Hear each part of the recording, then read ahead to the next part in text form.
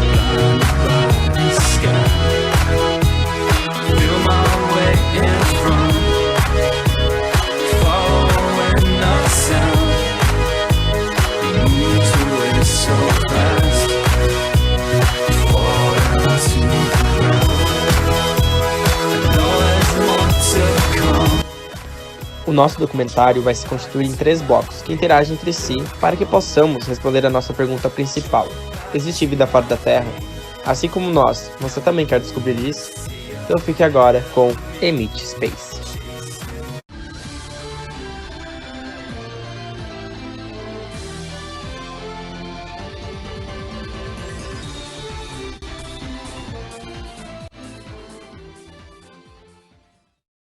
Antes de saber onde ou como eles se encontram, vamos saber um pouquinho sobre cada termo.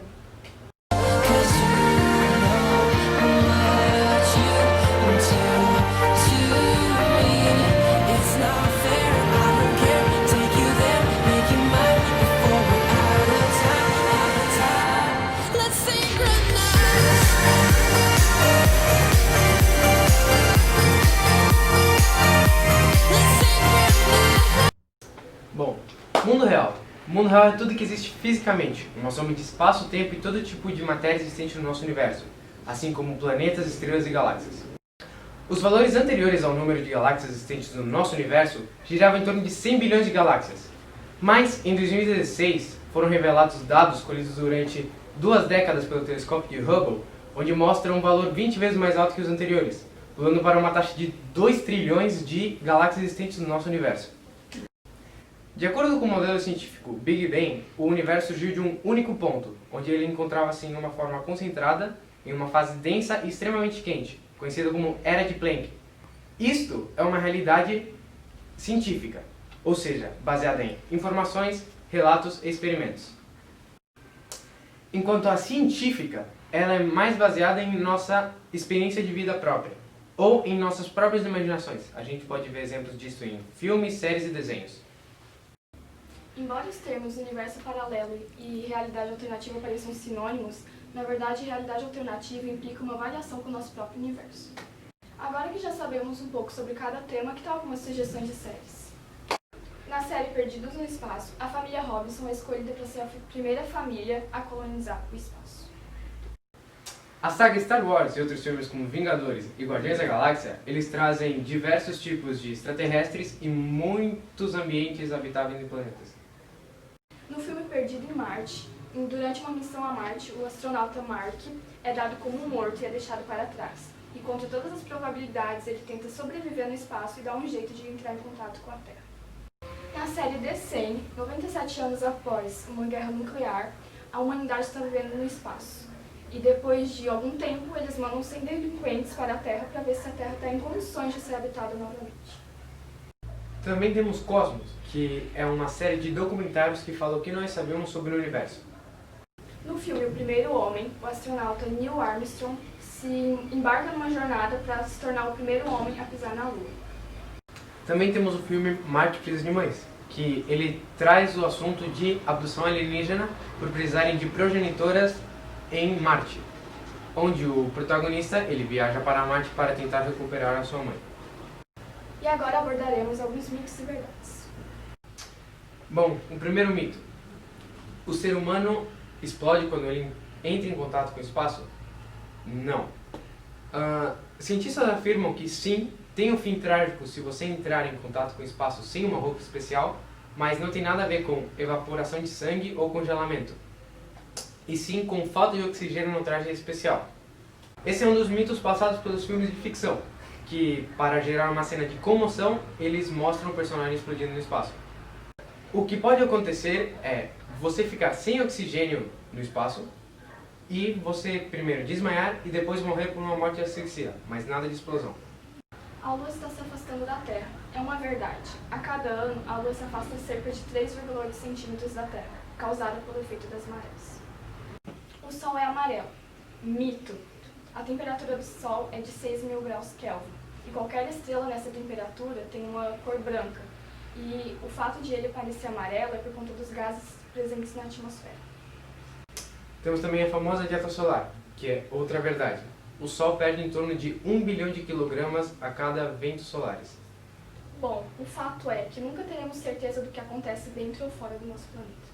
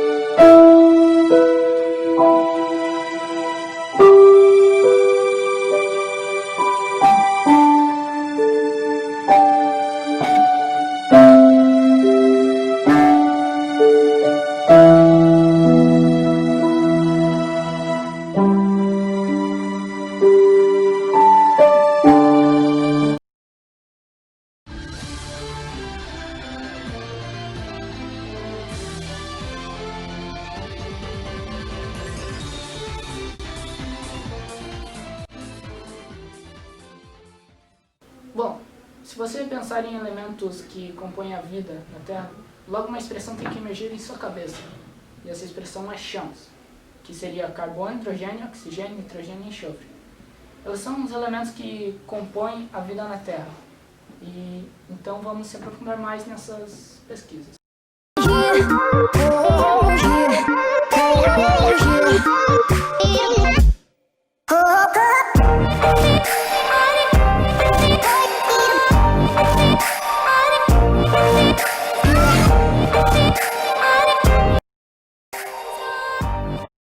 O primeiro é o carbono, um dos elementos mais importantes presentes nos seres vivos e no corpo humano, com 65% de massa corporal total. Presente na água do nosso organismo em moléculas orgânicas, como lipídios, carboidratos e proteínas. A química orgânica é responsável pelo estudo da química dos compostos do carbono, como por exemplo o dióxido de carbono, que está presente a maior parte das vezes na nossa vida, como está presente na fotossíntese e na liberação quando nós respiramos.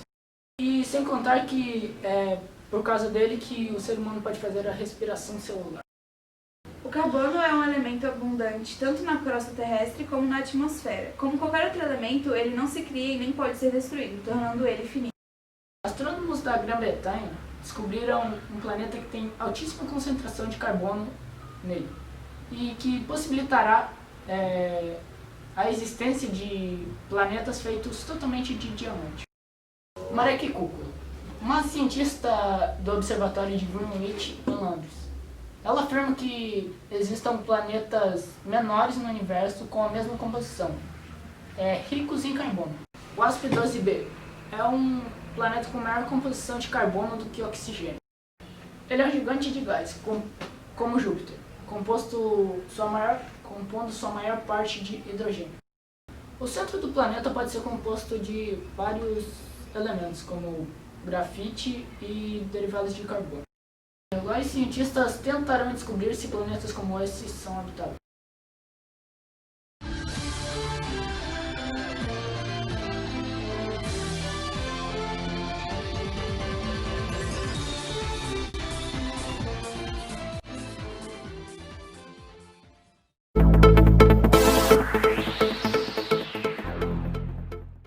Você mesmo, quer ficar por dentro de todas as novidades e descobrir o mundo da música? Está chegando aí o Star Music.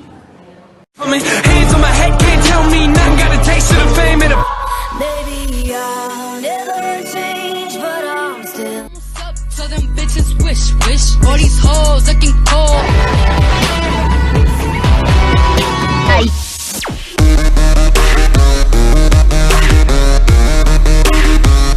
Arrasta o sofá, libera espaço na sala e vem curtir com a gente o Star Music. É toda sexta-feira às 8h30 aqui no Musicalizando.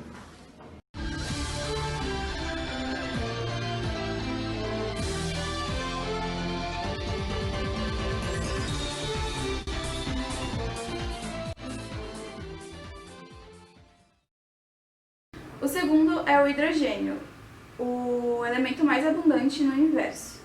Ele, em relação à Terra, ele fica em quarto lugar, perdendo apenas para oxigênio, silício e alumínio.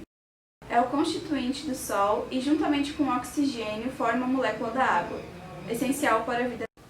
Ele não só auxilia no aquecimento do Sol sobre a Terra e a criar a água, assim como também ele é a chave para encontrarmos uma fonte de combustível limpa para alimentar o planeta.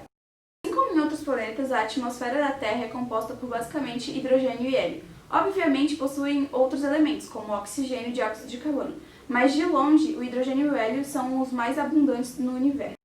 Quase 92% dos átomos que surgiram a partir do Big Bang eram de hidrogênio. Todos os elementos químicos da tabela periódica surgiram através da explosão das estrelas. Contando com o fato de que o hidrogênio é o combustível das estrelas, ele só pode continuar ativo através de uma fissão entre eles. Os elementos restantes, como hidrogênio, carbono e o oxigênio, são os mais abundantes no planeta Terra. Antigamente existiam vários vulcões que soltavam grandes pedras com hidrogênio e oxigênio, que hoje em dia fizeram dominar a atmosfera. Agora nós vamos falar sobre o nosso tão importante oxigênio. Ele compõe 21% da nossa atmosfera e é o terceiro elemento mais abundante do universo.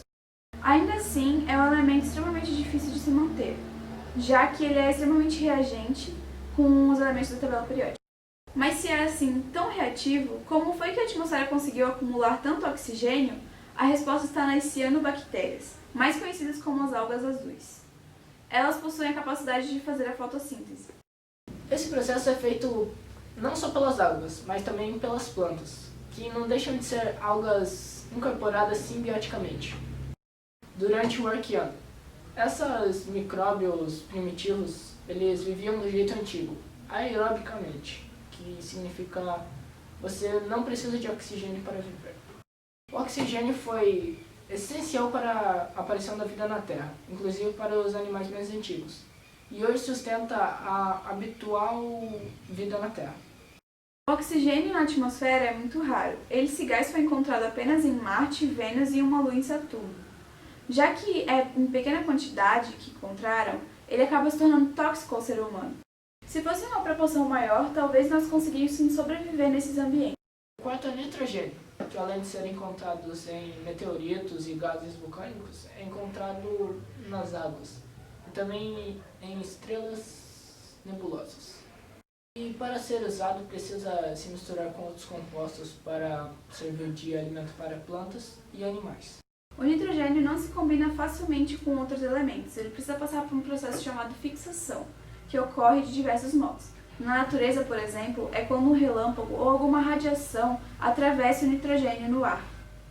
O processo de fixação do nitrogênio é um ciclo natural. Ele ocorre quando o nitrogênio livre é convertido em amônia e nitratos.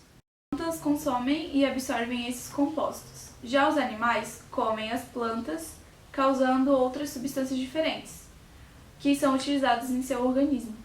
Quando essas plantas e animais morrem, eles se decompõem, trazendo o nitrogênio de volta ao solo. Outra maneira de trazer o nitrogênio de volta ao solo é através das fezes e urinas, trazendo assim de volta o ciclo. O nitrogênio é fundamental para a forma de vidas conhecidas, pois ele forma os blocos das moléculas de RNA e DNA. Eles são responsáveis por armazenar toda a informação genética do ser vivo. Porém, nenhum dos pesquisadores da NASA soube dizer se isso foi sintetizado por algum organismo.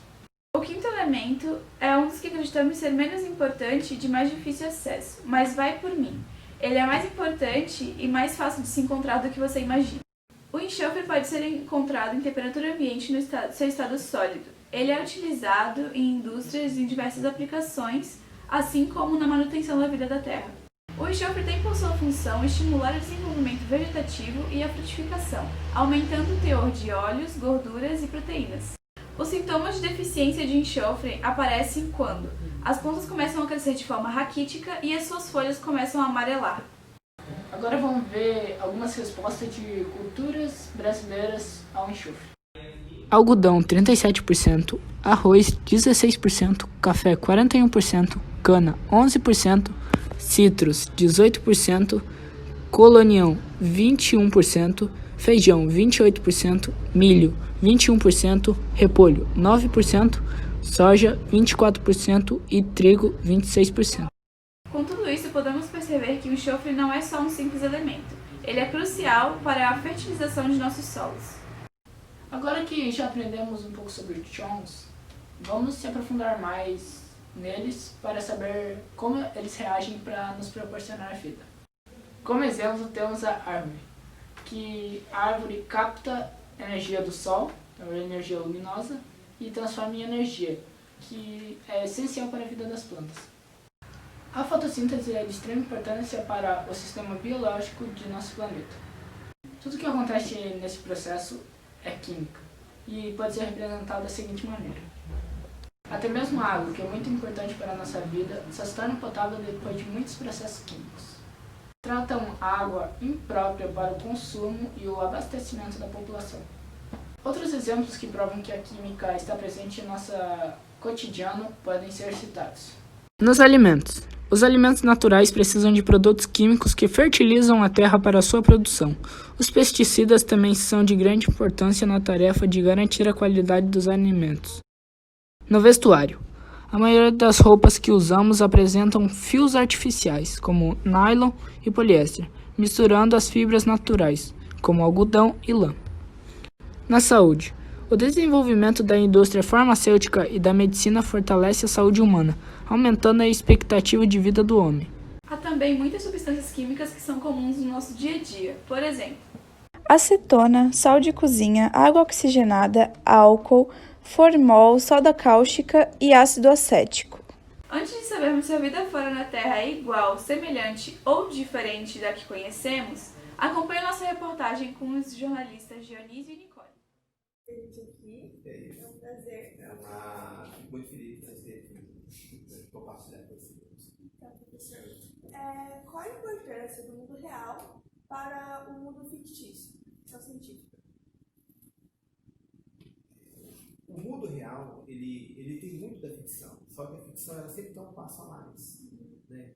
Então, se você olhar os filmes antigos, né, que falavam em fita cassete, que falaram em DVDs, se você olhar os primeiros filmes do Planeta dos Macacos, né, eles falavam em DVDs, naquela época não existia DVD, depois vieram os DVDs. Então, a ficção ela sempre está um passo à frente do mundo científico real, mas sempre nós estamos chegando próximo dessa ficção.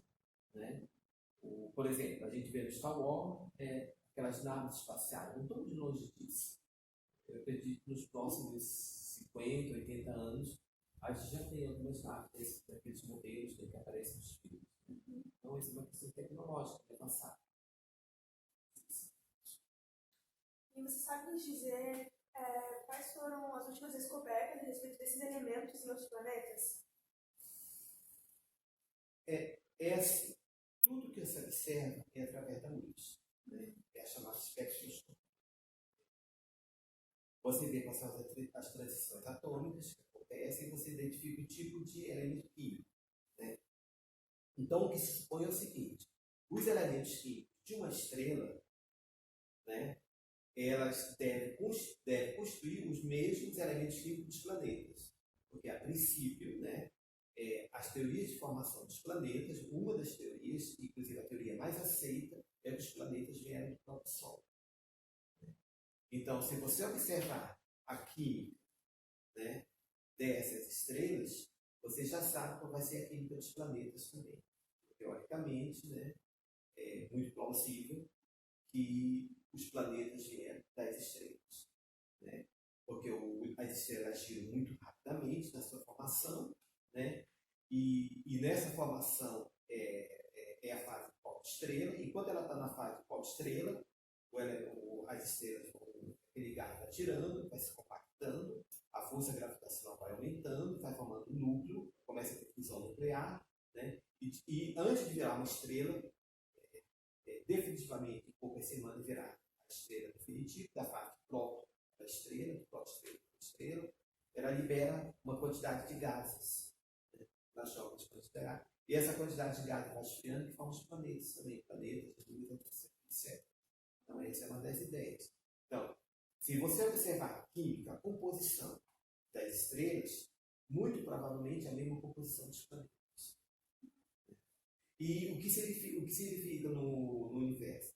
Se verifica que praticamente todas as estrelas têm os mesmos elementos químicos da nossa.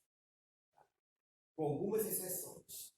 Tem algumas estrelas, por exemplo, que apresentam muito carbono, né? E carbono em excesso. Essas estrelas são chamadas de estrelas de diamantes, né? E outras estrelas têm outros tipos de elementos, em abundância também, né? Então isso varia de estrela para estrela. Mas se verifica que na maior parte dela, os mesmos elementos que tem na nossa, tem na grande parte das estrelas. São praticamente os mesmos elementos. Aquelas que não têm, todas essas que tiverem os mesmos elementos químicos, provavelmente aconteceu o mesmo que aconteceu com o Sol, né? Houve uma contaminação por uma supernova, que hoje é um dos elementos fundamentais para se ter vida no planeta, para ter elementos pesados. Porque se a gente não tiver o ferro, não tiver o cálcio, se não tiver todos esses elementos, a vida humana não seria possível. Precisa ter todos esses elementos. E, no seu ponto de vista, quais foram as descobertas mais importantes a respeito dos outros planetas que a gente tem até agora?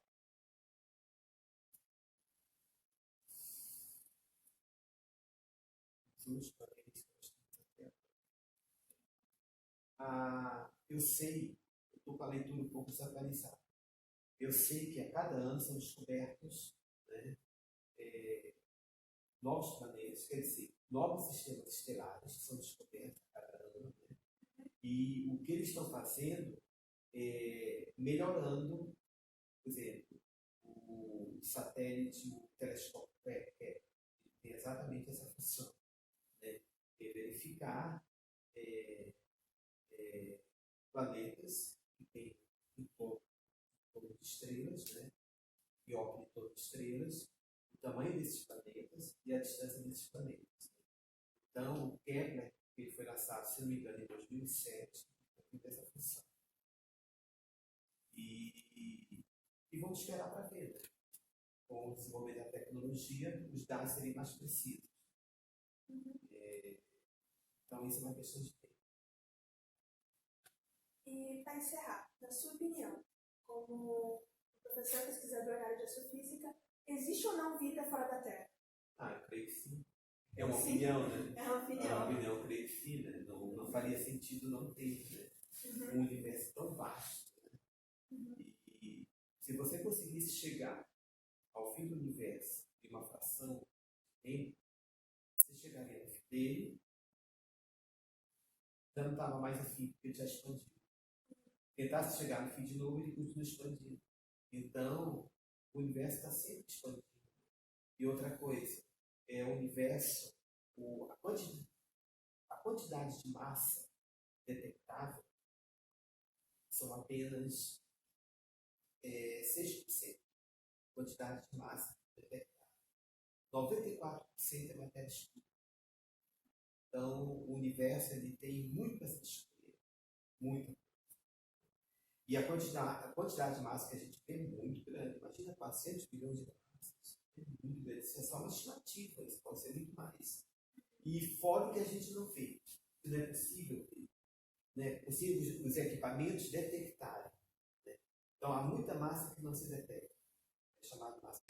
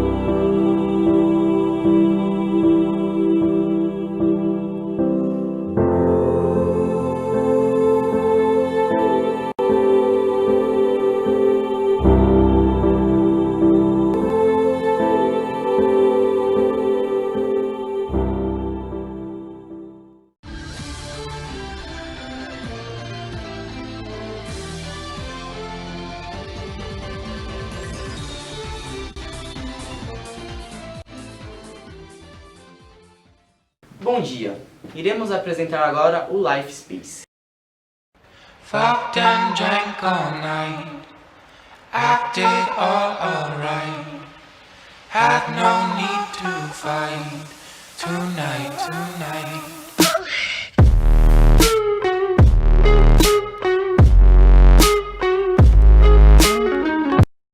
A vida em outros planetas seria igual, semelhante ou diferente da que conhecemos? Bom, a Terra é o terceiro planeta do Sistema Solar, a partir do Sol. O planeta é rochoso, com atmosfera gasosa, temperatura média de 15 graus Celsius. O planeta possui um satélite natural, a Lua. A quantidade existente de água no planeta, também chamado de planeta azul, aliada com a quantidade de oxigênio existente, permitindo o desenvolvimento na Terra, sendo o único do Sistema Solar com vida humana. O movimento de rotação da Terra dura aproximadamente 24 horas, enquanto o de translação dura em torno de 365 dias. A Terra é um planeta que claramente deu certo, pois a abundância de água e de carbono foram essenciais para existir vida aqui. A distância do Sol, a gravidade, as camadas da atmosfera e a temperatura média, a influência da Lua e várias outras características são essenciais para a manutenção dos seres vivos. Realmente, para que possa ter vida em outros planetas, precisamos de uma série de características. Por exemplo, tipos satélites naturais, que são corpos celestes sólidos que orbitam nossos planetas. Um grande exemplo de satélite natural é a Lua, aliás, uma grande influenciadora na vida da Terra. Existem luas de todos os tamanhos e formas. Atualmente, 146 orbitam nosso sistema solar. Somente Mercúrio e Vênus não possuem luas. Já Júpiter, Saturno, Urano e Netuno, denominados gigantes gasosos, possuem 143 luas confirmadas.